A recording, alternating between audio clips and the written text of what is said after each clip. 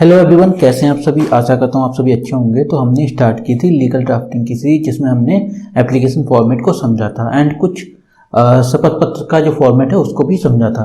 तो आज के इस वीडियो में भी हम समझने वाले हैं कि अगर आपको अपने परिवार के किसी सदस्य को संपत्ति से बेदखल करना है तो उसके लिए शपथ पत्र कैसे बनाते हैं या कैसे बनवाते हैं उसको हम समझने वाले हैं। तो चलिए बिना किसी देरी के शुरू करते हैं। देखिए, इस शपथ पत्र कुछ इस तरीके का होगा, मैं आपको दिखा देता हूँ। यस, तो ये देखिए 10 रुपए के ई स्टाम्प पेपर पे बनाया गया है। तो सबसे पहले आपको क्या करना है कि एक 10 रुपए वाला ई स्टाम्प पेपर खरीद लेना है, ठीक है। एंड जब आप 10 रुपए वाला ई स्टाम्प पेपर खरीदेंगे तो ऊपर की साइड, पेज के लगभग आधे साइड में कुछ प्रिंटेड रहेगा, ठीक है, जैसा ऊपर आपको दिख रहा होगा। एंड नीचे की साइड आपको दिख रहा होगा कि यहाँ पर कुछ टाइप करवा सकते हैं या फिर कुछ लिखवा सकते हैं। तो यहाँ पर क्या लिखा जाएगा या क्या टाइप किया जाएगा वो मैं आपको बताने वाला हूँ। तो चलिए समझते हैं इसको। थोड़ा सा मैं जूम इन कर लेता हूं। यस, तो देखिए यहाँ पर क्या टाइप किया जाएगा या क्या लिखा जाएगा उसको मैं समझा देता हूं। सबसे पहले ऊपर टॉप पे हेडिंग रहेगी शपथ पत्र, एंड उसके बाद नीचे यहाँ पर समझ श्रीमान जिला अधिकारी महोदय बदायूं, ठीक है। जो भी आपका जिला है वो जिला लगता है तो वहां पे जिला मेंशन कर देना है। और ये शपथ पत्र हम किसके समझ प्रस्तुत करने वाले हैं, तो जिला अधिकारी महोदय के समझ। एंड उसके बाद यहाँ पे लिखना है शपथ पत्र मिन जानिब सुरेश पुत्र श्यामदास। तो जो संपत्ति के मालिक हैं, ठीक है, जिनके नाम संपत्ति है उनका यहाँ पर नाम आएगा।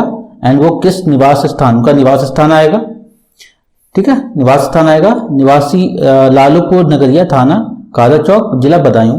एंड यहाँ पर आप मोबाइल नंबर भी मेंशन कर सकते हैं। मोबाइल नंबर मेंशन करने के बाद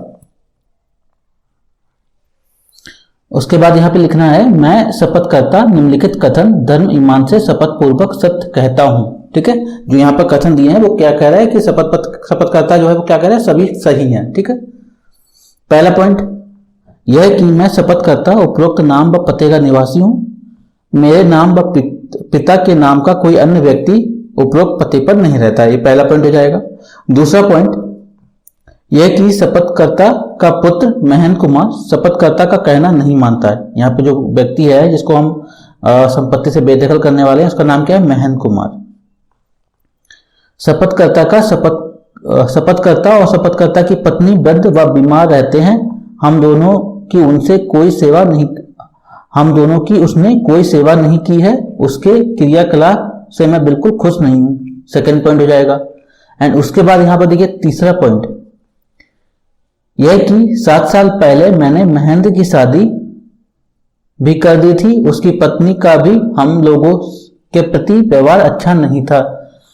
आज मैं सोच समझकर स्वस्थ मन से अपने पुत्र महेंद्र को उसके क्रियाकलापों की वजह से उसे अपनी चल व अचल संपत्ति से बेदखल कर रहा हूं तथा आज से जो एक पुत्र का हक व अधिकार होता है वो सारे हक व अधिकार से बेदखल करता हूं। ये तीसरा पॉइंट हो जाएगा। देन चौथा पॉइंट यह कि आज से महेंद्र व उसकी पत्नी सोनी से मेरा कोई वास्ता व सरोकार नहीं है। यदि महेंद्र व उसकी पत्नी सोनी किसी प्रकार की कोई असामाजिकता करते हैं या कोई गलत कार्य करते हैं तो उसकी जिम्मेदारी उनकी स्वयं की होगी। तो ये 4 पॉइंट हो गए। उसके बाद यहाँ पे सत्यापन लिख देना है। यह कि शपथ पत्र की मद संख्या 1 से 4 तक मेरे निजी ज्ञान में सच व सही है। इसमें कोई तथ्य छिपाया नहीं गया है, न ही झूठ है।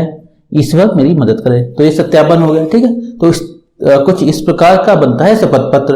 और उसके बाद आपको क्या करना होगा, यहाँ पे इसको वेरीफाई कराना होगा। तो ये नोटरी वाले वकील होते हैं, नोटरी वाले जो एडवोकेट होते हैं उनको क्या कर देंगे, वेरीफाई कर देंगे, ठीक है। जैसे आपको ये स्टैम्प दिख रही होगी, ठीक है, ये मोहर दिख रही होगी। एंड ऊपर की साइड जो मोहर लगी हुई थी तो वहां पे जो ई स्टैम्प विक्रेता होते हैं, जब वो आपको ई स्टैम्प देते हैं तो वो आपको मोहर साइन करके देते हैं, ठीक है। तो ये ऊपर वाली मोहर शायद उनकी होगी। तो कुछ इस प्रकार का बनेगा शपथ पत्र जो संपत्ति से बेदखल करने के लिए। सो आई होप आपको समझ में आ गया होगा। अगर आपको कोई डाउट है तो कमेंट सेक्शन में पूछ सकते हैं। Thanks for watching.